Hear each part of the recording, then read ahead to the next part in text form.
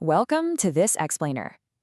If you look around at the world today, it is incredibly easy to feel totally overwhelmed.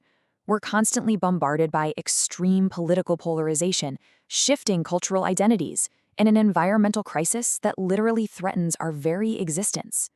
But what if the tools to survive and actually thrive in all this modern chaos aren't new at all? What if they're actually thousands of years old? Today, we're diving into the deeply rooted wisdom of ancient Africa to see exactly how it applies to our modern, everyday lives. Here's the agenda for today. We'll be covering the philosophy of Maat, truth in chaotic times, rethinking manhood and identity, Ubuntu, which translates to I am because we are, and finally, healing our environmental crisis. Let's get right into it. Okay, kicking things off with our first concept, Maat. This is an ancient Egyptian or Kemetic philosophy. While it's sometimes personified as a goddess, at its core, the word translates to truth, justice, or simply that which is right.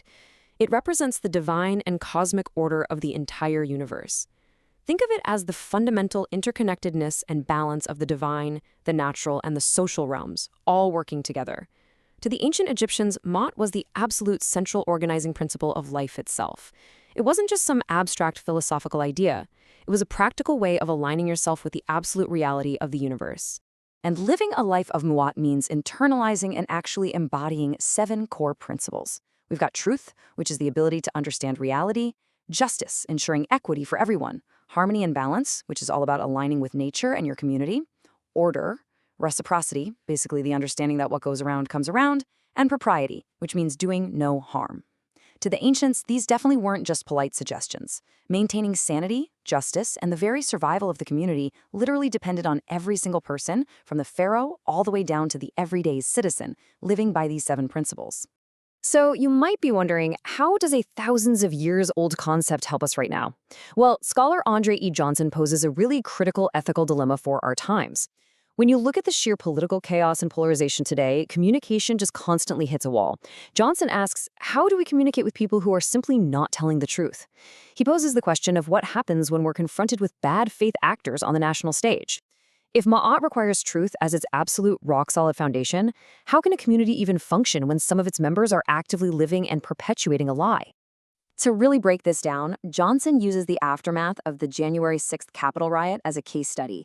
Following the breach of the Capitol, Johnson points out that politicians and commentators from all across the political spectrum immediately urged a return to civility. There were widespread calls to heal, to unify, and to just move on to the business of governing. But Johnson sees a massive conflict here. Western civility often demands politeness and moving forward even if shared facts haven't been established at all. A Machiavellian approach, on the other hand, insists on grounding communication in undeniable truth first. It argues that you absolutely cannot build harmony on a foundation of falsehood. Scholar Malifi K. Asante really hits a nail on the head here. He says, if you are not a good person, then you cannot be a good communicator. In the Western tradition, someone might get a ton of praise for being a super eloquent speaker, even if they're lying through their teeth. But under Ma'at, eloquence without truth is totally worthless. Johnson applies this by suggesting that a Ma'atian approach completely flips the script on what it means to be civil.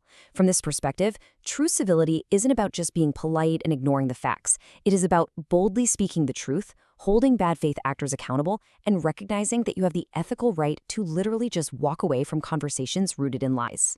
And this search for truth extends right down into our personal identities, too.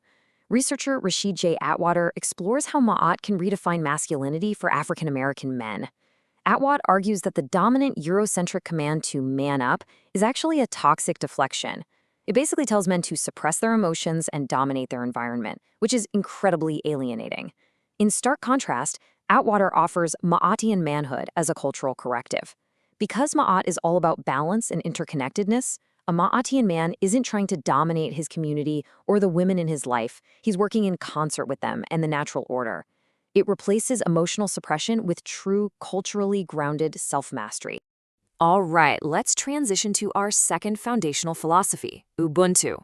While Ma'at comes from ancient North Africa, Ubuntu is a profoundly powerful Southern African worldview. It fundamentally redefines what it actually means to be a human being. The word roughly translates to humanity, or humaneness, but it's best understood through the Zulu axiom, I am because we are. Ubuntu emphasizes that human well-being is intrinsically, inextricably tied to the community. and to nature. You literally cannot be a true human being in isolation. Your humanity is entirely forged through your relationships with others. The late Archbishop Desmond Tutu captured the essence of this philosophy perfectly. He explained that a person with Ubuntu is available and open to others, affirming of others, and crucially, not threatened by the abilities of others. Why? Because they have a proper self-assurance that comes from knowing they belong to a much greater whole. They understand they are diminished when others are humiliated or oppressed. Ubuntu roots your individual identity firmly within the well-being, the dignity, and the success of the collective community. To truly grasp what a radical paradigm shift this is, let's compare it to the Western mindset. Western philosophy is massively influenced by Cartesian individualism. Think of René Descartes' famous phrase, "I think, therefore I am." That centers existence entirely on the isolated, independent, thinking self. Ubuntu completely flips that. I am because we are. It is a profound eco-bio-communitarian outlook. In Ubuntu, identity is relational and contextual. You aren't a lone individual fighting against the world. You are an essential, vital thread in a massive, interconnected web of life. Which brings us to our final case study today, analyzing how these ancient philosophies can literally help save the planet. An article in the ISAR journal argues that our global environmental crisis, climate change, pollution, mass extinction, is not just a technological or political problem. It is fundamentally an ethical problem. It's rooted in Western anthropocentrism, which is the idea that humans are the center of the universe and the masters over nature. The authors argue that to fix the environment, we need an entirely new model of environmental education, one that is firmly grounded in the ecocentric views of Ubuntu and Maat. When we apply Ubuntu to the environment, we completely change our relationship with the earth. In Western thought, land is usually viewed as property, right? It's something to be owned, extracted from, and exploited for immediate economic gain. But under Ubuntu, human beings are not permanent owners of the land. We are just temporary stewards. And here's the really crucial part. In this philosophy, the community doesn't just mean the people who happen to be alive right now. It includes our ancestors who came before us and our unborn descendants who will inherit the earth. We are ethically bound to manage the environment for a community that stretches across time. So how do we actually put this into practice? The journal outlines 3 concrete steps to implement Maat into our environmental education and our daily lives. First up is ecological balance, really understanding the severe consequences of disrupting the natural harmony of the earth. Second is restorative environmentalism. It's not enough to just stop polluting. We have to actively repair the ecological damage we've caused to restore justice to the earth. And third, ethical consumption. Adopting lifestyles and economic practices that align with the natural order, making sure we absolutely do not take more than the earth can regenerate. Now, implementing all of this in the real world definitely has its hurdles. The authors note that Western academic and political institutions often marginalize these indigenous models, brushing them off as unscientific or just myths. But achieving a truly sustainable future requires what they call epistemic liberation. We need a hybrid approach. We have to bridge the gap, bringing together the rigorous, quantitative data of contemporary sustainability science with the deep relational and ethical wisdom of Maat and Ubuntu.